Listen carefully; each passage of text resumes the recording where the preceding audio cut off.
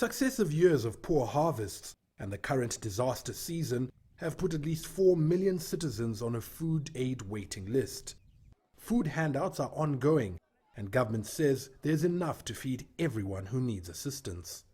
At the moment, we have over 300,000 tons of grain available for distribution. We should cover, the period from now, maybe for another 6 months. The cash-strapped government has lifted restrictions on previously state-controlled grain imports, issuing permits to private players to bring in maize to shore up reserves.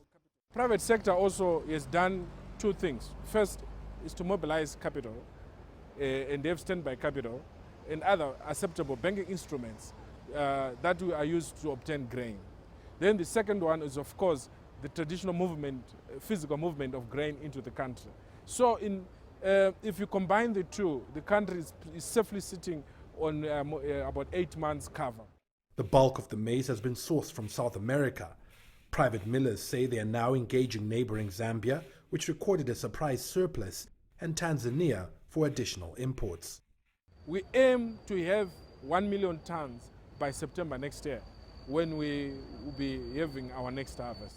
Government plans to bolster the forthcoming season's production through a command agriculture program, which will see 400,000 hectares of land compulsorily put under maize.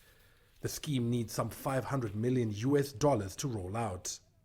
The financially hamstrung government says it's negotiating credit from local banks to fund this ambitious program, which had a projected output of 2 million metric tons of maize per year, could help restore the country's food basket status.